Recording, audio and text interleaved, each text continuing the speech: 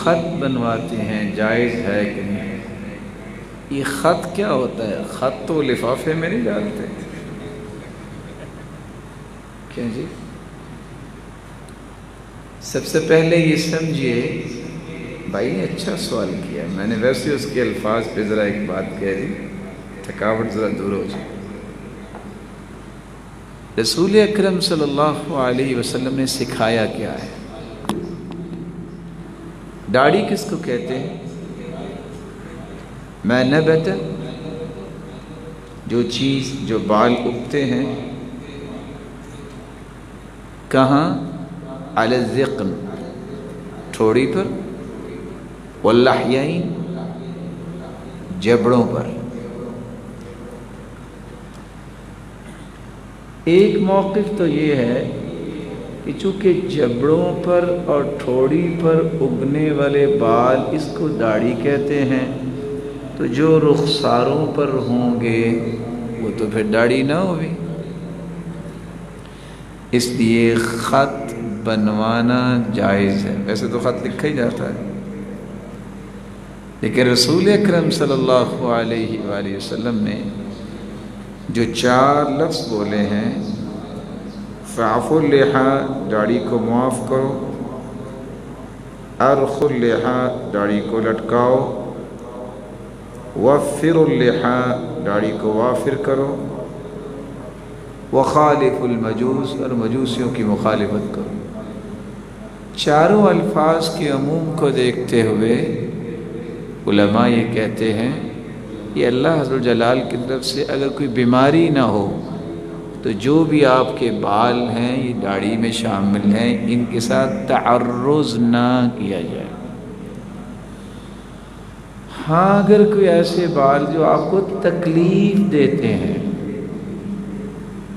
تو اس کے متعلق علماء نے کہا کہ ہاں اسے آپ زائل کر لو، آنکھوں پہ اتنے زیادہ آگے ہیں، یا یہ ہے کہ آپ کی، جیسے کہ سیدہ عائشہ رضی اللہ تعالیٰ عنہ کی روایت سے استدلال لیتے ہیں، امیطی عنک الاذی، جو تکلیف ہے اس کو دور کر دو، بصورت دیگر اس کے ساتھ کوئی کھیل نہیں کھیلنا چاہیے۔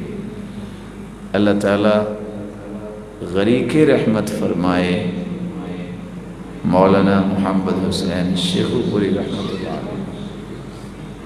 جب کسی کو دیکھتے تھے نا کہ کسی نے تو خط شت بنایا ہے، جیسے ابھی سوال آیا، یا کسی نے شیو کی ہوئی ہے اور اس کی عمر بھی خاصی ہے، بوڑھا ہو گیا ہے، تو وہ دور بیٹھا ہوتا تو پیار سے کہتے تھے کہ یہ گڈو کو ذرا آگے آنے دو، سمجھانے کی غرض سے کیا کہتے تھے؟ اے گڈو نو ذرا آگے آن دو۔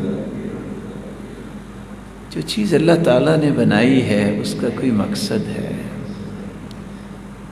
کبھی کسی عورت کے چہرے پہ داڑھی کے بال اگتے دیکھے آپ نے؟ اللہ کی کوئی بیماری ہو، یہ فطرت ہے۔ اللہ تعالیٰ نے جو چیزیں مرد کو عطا کی ہیں، جو چیزیں عورت کو عطا کی ہیں، یہ اس کی حکمت ہے جس کو ہم سمجھنے سے قاصر ہیں۔ اور ویسے بھی یہ ویسے کہاں چلی جائے گی؟ کہیں بھی نہیں جائے گی، آپ کے ساتھ ہی رہے گی۔ آپ صلی اللہ علیہ وسلم اپنی داڑھی کو اچھے طریقے سے درست کیا کرتے، یہ شان ہے مرد کی۔ ابن حزم نے تو بڑی بات کہہ دی، آپ کو پتہ ہے کہ ابن حزم جو ہے ان کی زبان سے کوئی نہیں بچا، جس طرح حجاج کی تلوار سے کوئی نہیں بچا۔ تو وہ کہتے تھے کہ مرد اور عورت میں فرق اللہ نے رکھا ہے تو داڑھی کے رکھا ہے۔ وَبِهَا يَتَمَيَّزُ الرِّجَالُ مِنَ النِّسَاءِ، مردوں کی داڑھی ہوتی ہے۔ اب یہاں پریشان ہو رہے ہوں گے کہ ہمیں تو عورتیں کہہ دیا گیا، یہ تو فیصلہ آپ کا اپنا ہے۔ اللہ تعالیٰ نے مردوں کے چہرے پہ یہ بال اگائے ہیں، اس لیے مرد کو اس کی حفاظت کرنی چاہیے۔ بعض لوگوں کا تو مسئلہ ہوتا ہے، کہتے ہیں جی شادی کے بعد رکھ لیں گے۔ کیا فائدہ ہے اس شادی کی شرط کا کہ آپ کو پتہ ہے کہ آپ اس وقت تک زندہ رہیں گے؟ بعض لوگوں کو اللہ نے بڑی سمجھ دی ہوتی ہے، وہ ایک شخص کو کہا کہ ہاں بھئی شادی تو ہم آپ کی کریں گے، نکاح بھی اپنی بیٹی کا دیں گے، لیکن شرط یہ ہے کہ آپ کو شیو کروانی پڑے گی۔ کو پتہ نہیں اس کو کیسے سوچ آ گئی، کہتا ہے جی ٹھیک ہے، میری بھی ایک شرط ہے۔